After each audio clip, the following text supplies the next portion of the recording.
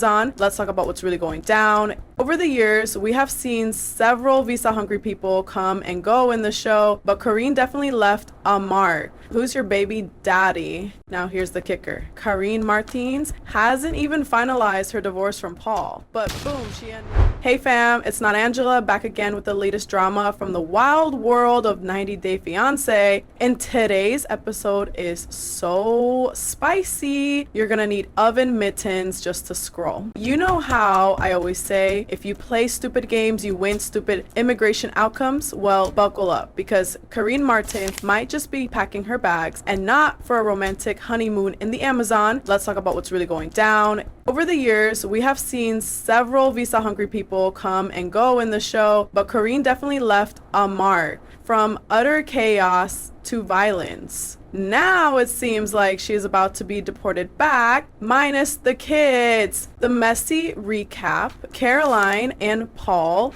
aka the human disaster couple. Let's start from the top, babes. Karine Martins and Paul Staehle. Yes, Paul, the guy who ran through the Brazilian jungle like he was escaping Jurassic Park, were a hot mess from day one. Like TLC knew what they were doing. They weren't casting love stories, they were casting insurance claims. The two got married despite red flags flying higher than Paul's criminal record. They moved back and forth between Brazil and the US, had 2 children, and then chaos hit faster than Paul running from Karine's lawyer. Then came the STD testaments, the domestic violence charges, and surprise, Child Protective Services swooping in to take the kids, Ethan and Pierre. Now, Karine is living in the US on a 2-year conditional visa, which, let me remind you, is 100% tied to her marriage to Paul. And what did our girl do next? Oh, just went and had a baby with another man while still legally married to Paul. If I were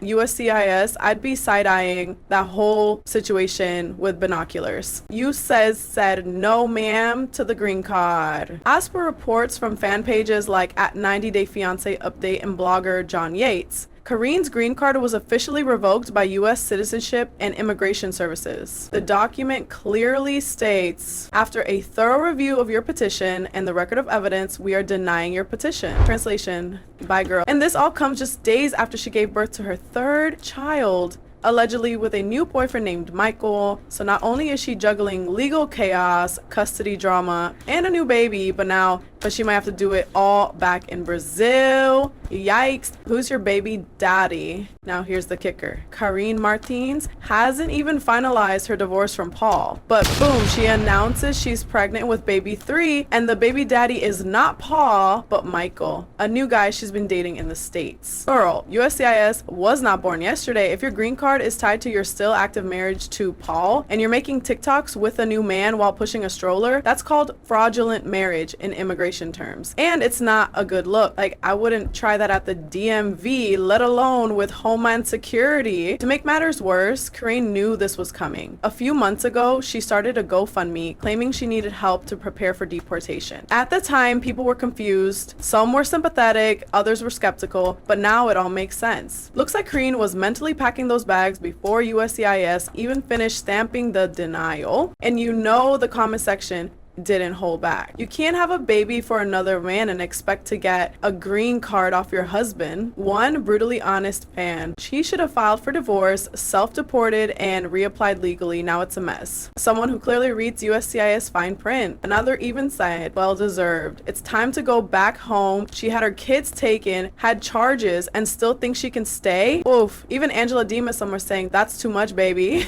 Jasmine, you good, babe? Now here's a little sidebar. If I were Jasmine from before the 90 days, I'd be having nightmares right now. Let's not forget she's trying to get that K1 visa through Gino, a man whose wardrobe screams Home Depot clearance section. And she's got how many kids back in Panama? 2, 3, nobody really knows. If Karine's situation is setting a precedent, Jasmine might want to rethink that whole I love you, my gringo king storyline, because USCIS is watching, baby, and they do not play when it comes to suspicious marriages and hidden baby daddies. So what now? It's still unclear if Karine Martins will fight the revocation or just leave voluntarily. Honestly, it might be easier for her to go back to Brazil and try to reapply legally from there, but with her track record, it's not gonna be easy. Meanwhile, her new baby daddy Michael seems to be sticking around for now, but is he ready for that level of commitment? Let's just say if you date a 90-day cast member and think things will be normal, you deserve the chaos. Let's be real, we all saw it coming. Between the Paul drama, the CPS custody battle, the new pregnancy, and